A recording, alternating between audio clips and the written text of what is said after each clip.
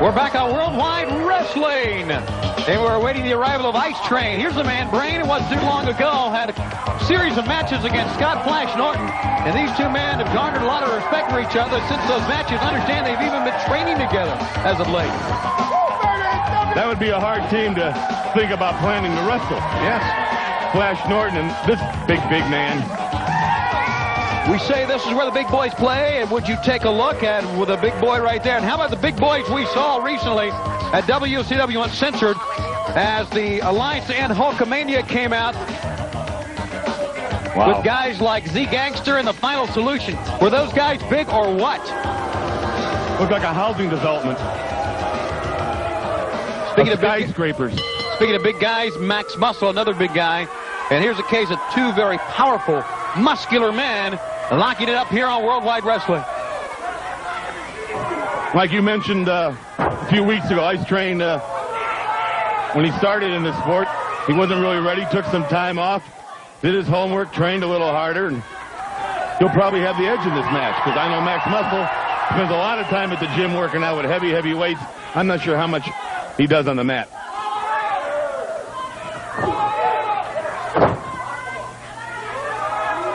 Nothing there, both men.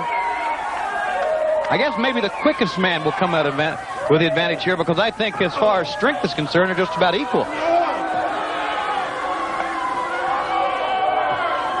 Wraps him, shoves him to the far side. Shoulder block takedown, and here we go. Over the top goes Muscle. And Muscle way up high again. The other Muscle.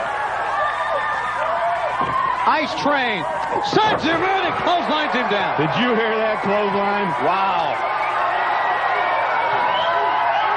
This is really where the big boys fight. I think Ice Train has a little more agility than Maxx Muscle. Did you see him with that vertical leapfrog? Yes. And that can make a difference. Maxx Muscle now getting the advantage. With ease, he scoops up Ice Train, puts him to the center of the ring. And there's the quickness again. You talked about, Brain, of Ice Train. Moving out of the way. Ice Train on the attack now. Big sledgehammer blows right between the shoulder blades. So you always want a man with strong legs, because once the legs go, then everything else goes. That's where all your strength and power and endurance comes from.